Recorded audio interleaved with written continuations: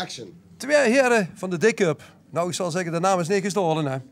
Waar kom je vandaan? En waar zit je? Ja, Stadsvastgeloofsvereniging, de D-Cup. Wel te verstaan, Oud-Meerlijk. En je hebt niet zomaar 2 heren voor gestaan. Nee. We kunnen niet over 2 grootvorsten. Daar heb ik ook nooit aan getwijfeld. Nou, dat dacht ik. Letterlijk en figuurlijk inderdaad de 2 D-Cup. Maar ik heb wel gewet. Je hebt dikke cup, maar je hebt nog een prins, hè, jong. Dat zal ik goed liggen.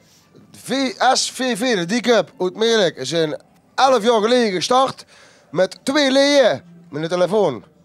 Charles, kom zo. Ja, joh. Prins Benny, grootvorst Dennis ten eerste. 11 jaar later zijn we met een ganzenraad van 11. En nu staan we hier, we hebben 2 jaar geleden al gestaan met TV11. Wie echt prins wordt in 2007. Op de prinsreceptie. Nu staan we hier weer, nog een vettere kiebus.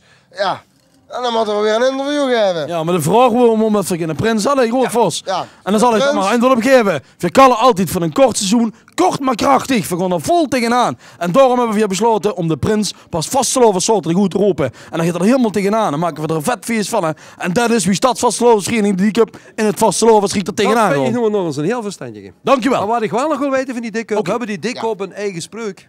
Natuurlijk. Natuurlijk. Laat ze werden in Limburg.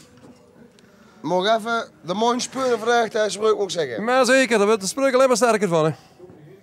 Gooi ze. Samen bijeen is beter dan alleen. Hoor je netjes. Geweldig. Daar heb ik toch nog een spreuk tegen, omdat we nu al heel laat zijn.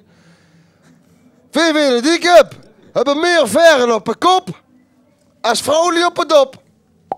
Hallo! Voilà, dankjewel. Dankjewel aan Martin. Heren, ik durf niet door te sturen naar de Wienkoningin, dus En een schoenen was te lopen. die is gevlug. Allee.